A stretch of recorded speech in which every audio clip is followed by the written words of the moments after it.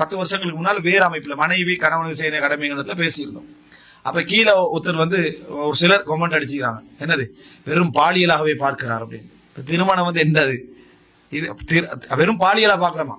இந்த குடும்ப வாழ்க்கையை வெறும் பாலியலா பார்க்கிறோம். அப்ப திருமணம் என்ன ஸ்கூல் பாடசாலையா இது, அல்லது என்னது வேற ஏதாவது பள்ளி வாயிலா? இல்ல இதுல பிரதான அதாவது என்ன நினைக்கிறாங்கன்னா, எல்லாத்திலையும் இந்த பகுதியை ஒரு அசிங்கமா காட்டுறது ட்ரை பண்றாங்க. இதுல எவன் அசிங்கமாக இதை பாக்குறானோ அவன் வெளியே அசிங்கப்படுவான். இதை யார் என்னது எங்களுக்கு அனுமதிக்கப்பட்ட ஒரு உணர்வு அப்படின்னு யார் இதை பாக்குறாங்களோ அவன் வெளியே ஒழுக்கமா இருப்பான். இங்க யார் மனைவிட்ட கை கொடுக்கறது அசிங்கப்படுற பாட்டியெல்லாம் இவங்கதான். என்ன மனைவிக்கு சலாம் கொடுக்கறது வைக்க, ஆனா ஊர் உள்ள அந்நிய பெண்களுக்கு சலாம் கொடுக்கலாமான்னு கேள்வி. சரியா, மனைவிக்கு சலாம் கொடுக்கறது வைக்கப்பட்டிருது. அந்நிய பெண்களுக்கு சலாம் கொடுக்கலாமா, அதுல என்ன பிள்ளை இருக்க, அவன் சகோதரி தானே இப்படி பேசிட்டு இருக்கிறது. ஆனா வீட்டுல மகளுக்கு ஒரு கை கொடுத்து சலாம் கொடுக்கறது அவ்வளவு வைக்க, மகளுக்கு கொடுக்குற அவ்வளவு வைக்க, ஒரு முவானக்கா பண்றேன்னா அவ்வளவு வைக்க. அப்ப இப்படியான நபர்கள் சரியாக புரியல. திருமணத்துறை மனைவியுடைய கடமையை சொல்ற சந்தர்ப்பத்துல என்ன கேள்வியா கேட்பாங்கன்னா, இதை எப்படி இதை அணுகிறாங்கிறதுக்காக இதெல்லாம் சொல்லுவாரு. என்ன கேள்வியா கேட்பாங்கன்னு சொன்னால், இஸ்லாம் சொல்லக்கூடிய முக்கியமான மனைவியை கணவன் உறவுக்கு அழைத்தால் அவள் பதில் சொல்லட்டும். பதில் சொல்றது வாஜிப், இல்லைனால் பாவம் செய்யறான்னு வருது. இதை வச்சு ஒரு சகோதரர் கேட்கிறாரு, முஸ்லீம் அல்லாத சகோதரர் என்ன கேட்கிறாண்டா, இது பெண் அடிமைத்தனமா இல்லையா அப்படின்னு. அப்ப இது என்ன இதுதான் சொல்ற பயோ பிரச்சனை. இதெல்லாம் என்னன்னா அடிப்படை வெஸ்டர்ன் பயோல அப்படி இருக்கு, அல்லது நான் இஸ்லாமிக் முஸ்லீம் அல்லாத ஒரு பயோட அர்த்தம் முஸ்லீம் இஸ்லாம் அற்ற ஒரு பயோ செட்டப் பண்ணப்பட்டிருக்குது. இதுல இப்படி கேள்வி வரத்தான் செய்யும். மனைவியை கணவன் அழைத்தால் வாரத்தை ஒருத்தர் எப்படி பார்க்கணும்? மனைவியை அழைத்தால், மனைவி அல்லாதவரை அழைத்தால் அவள் கட்டாயம் பதில் சொல்ல வேண்டும் என்றதை தான் அசிங்கமா பார்க்கணும். சரியா, மனைவியை அழைத்தால் ஒரு ஆள் அசிங்கமா பார்க்கற பிரச்சனை என்ன? மனைவி கட்டாயம் பதில் சொல்லட்டும் என்றாங்க.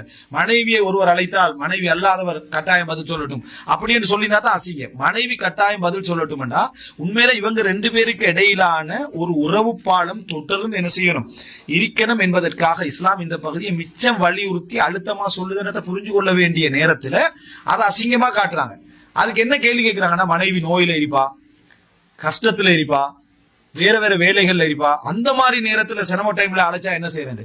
இது ஹதீஸோட சம்பந்தப்பட்ட பிரச்சனையா, அழைக்கிறவன குணத்தோட சம்பந்தப்பட்ட பிரச்சனையா? ஒருத்தன் மனைவி சிரமத்துல இருக்கிறான், நோயில இருக்கிறான், கஷ்டத்துல இருக்கிறான், அந்த டைம்ல மனைவி அழைத்தாலும் போக வேண்டும்னு இஸ்லாம் சொல்லாது. ஏன்னா அவன் நோயில இருக்கிறான். அந்த டைம்ல ஒரு கணவன் அழைக்கிறான்னா அது இஸ்லாத்துல பிரச்சனை இல்லை. நீ செலக்ட் பண்ண மாப்பிள்ளையோட பிரச்சனை. நீ எந்த கணவனை உன மகளுக்கு செலக்ட் பண்ணாயோ அவர்கிட்ட பிரச்சனை. அதுக்கு இஸ்லாம் காரணம் இல்ல.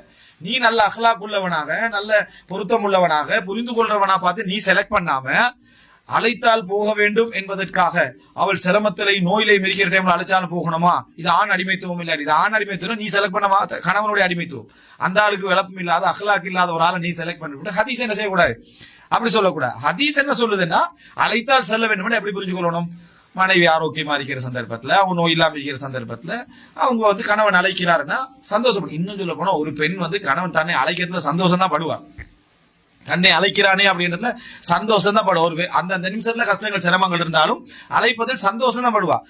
அதை 2 பேருக்கு இடையில உறவு நீடிக்கிறது சொன்னா இது பாலியல், அசிங்கம், பெண் அடிமைத்துவம், ஒரு வேற மாதிரி பாக்குறாங்க என்ற மாதிரியான சிந்தனை போக்கு எதை காட்டுதுன்னா, திருமணத்தை திருமணம் வலியுறுத்தப்படுறது என்னென்ற இலக்கை என்ன செய்யல அவர்களுக்கு தெரியாமல் இருப்பதை நம்ம இதுல என்ன செய்யறோம் பார்க்கிறோம். அப்ப இது ஒரு பிரதானமான பகுதி. திருமணம் என்பது உறவு சார்ந்தது தான் பிரதானம்.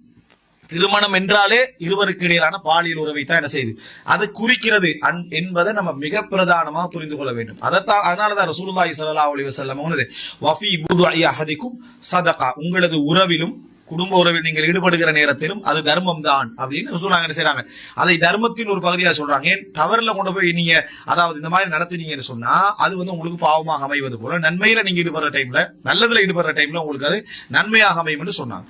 எனவே திருமணம் என்பது உறவுதான். நிக்கா என்ற சொல் அதைத்தான் என்ன செய்து காட்டுகிறது.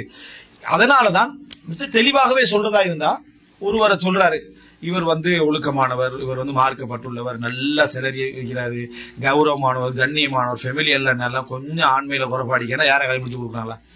இல்ல, விளங்கிட்டா? ஆண்மையில தானப்பா குறைபாடு. ஏன் நீங்க அதை தேடுறீங்க? ஏன் ஒரே இப்படி ஒரு காம உணர்வுலயே இருக்கிறீங்க அப்படின்னு எவன் சொன்னாலும் நம்ம இதை ஏத்துக்கொள்வோமா? ஏத்துக்கொள்ள மாட்டோம். நமக்கு சில வேளை அவன் கேட்கிற கேள்விக்கு பதில் சொல்லலாம் இருக்கலாம், நம்மளை அசிங்கப்படுத்துற மாதிரி அவன் கேட்கலாம். இவ்வளவு அழகான கணவர், எல்லாம் இருக்குது, ஒழுக்கம் இருக்குது, பணம் அப்படி சம்பாதிக்கிறாரு, எவ்வளவு ஒரு குடும்பத்தை நல்லா பாக்குறாரு, ஆண்மையில தானே இப்ப குறைபாடு. இது ஒரு மேட்டராது கேட்டா உண்மையில சொல்ல சில பொழுது நமக்கு பதில் சொல்ல நம்ம வைக்கப்படுற நிலைமையில இருப்போம். ஆனா கேள்வி பிள்ளைன்றது தெளிவு, கேள்வி பிள்ளைன்றது தெளிவு.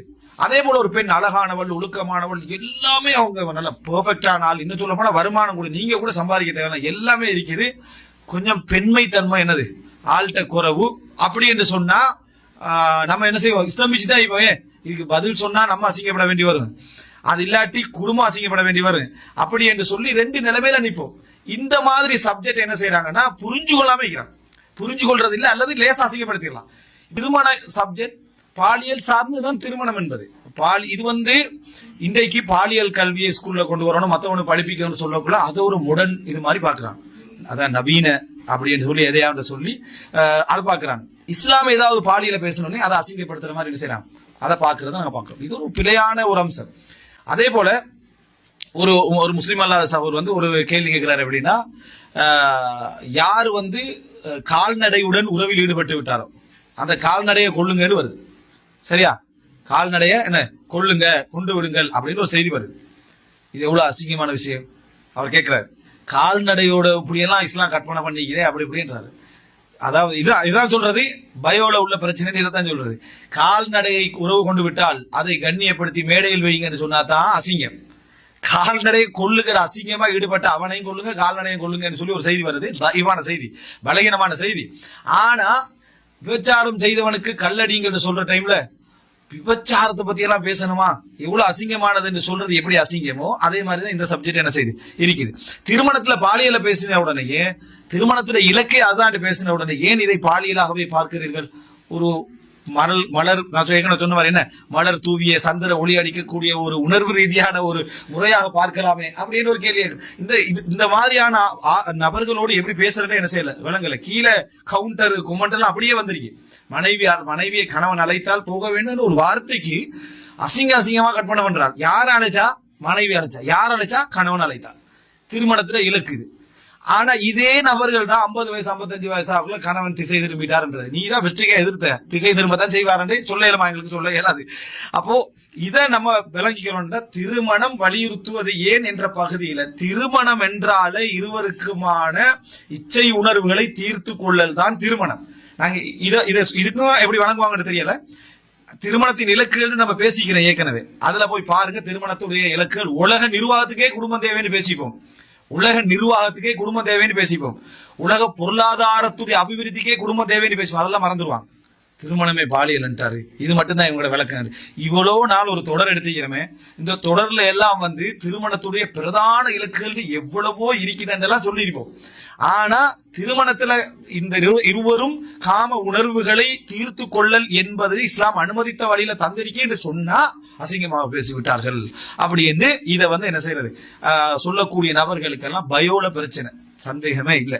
அதாவது அவருக்கு நான் ஏற்கனவே சொன்ன மாதிரி இந்த சிஸ்டத்தை மாத்தி எல்லாம் பிரயோசனம் இல்லை. உன்னோட சிஸ்டத்தை இன்ஸ்டால் பண்றதுக்கு நீ வச்சுக்கிற அந்த சிஸ்டம் பேசிக்கிறதே பயம், அதை மாத்தினாதான் பிரச்சனை. உனக்கு சிந்திக்கிற விதமே பிள்ளை, நீ சிந்திக்கிற விதமே பிள்ளை, உனக்கு அதை அட்வைஸ் எல்லாம் பண்ணி எந்த பிரயோஜனமும் இல்லை என்பதை புரிந்து கொள்ள வேண்டும். அப்போ இது ஒரு முக்கியமான ஒரு அம்சம்.